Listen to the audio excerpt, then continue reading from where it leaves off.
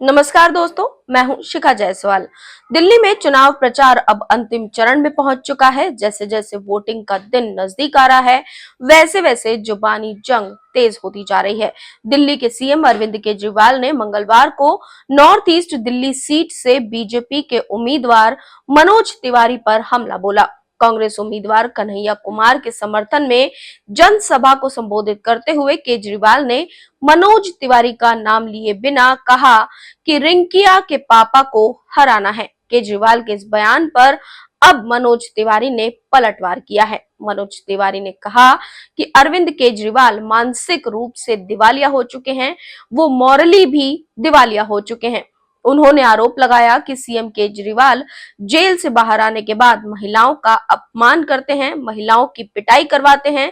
मनोज तिवारी ने कहा कि वो पीटने वाली महिला के हक में नहीं, वो मारने वाले के हक में है। वो देश के टुकड़े टुकड़े करने वाले के पक्ष में प्रचार करने आए हैं।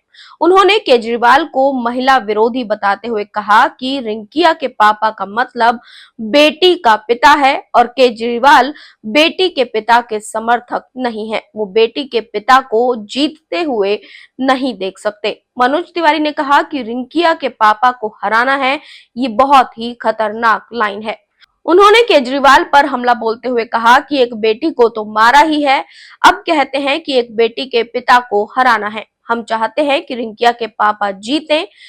मनोज तिवारी ने पन्नू के आरोप की चर्चा करते हुए कहा कि ये कितना सही लगता है कि केजरीवाल ने पन्नू से देश के टुकड़े टुकड़े करने की डील की है।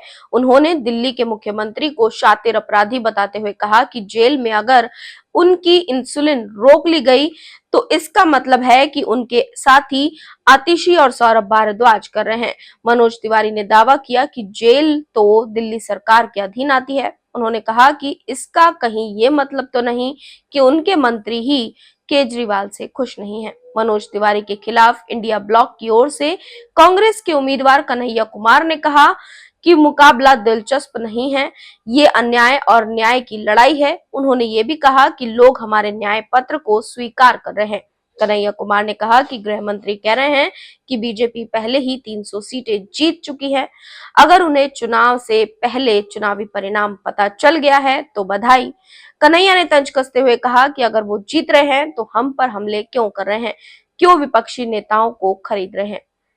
चुनाव का दौर है, आरोप प्रत्यारोप पक्ष और विपक्ष में चलते हैं, लेकिन जिस तरह से केजरीवाल ने रिंकिया के पापा गाने का इस्तेमाल मनोज तिवारी को तंज कसने के लिए किया, उस पर आपकी क्या राय है कमेंट बॉक्स में जरूर बताएं। साथ ही चैनल को सब्सक्राइब करना बिल्कुल ना भूलें।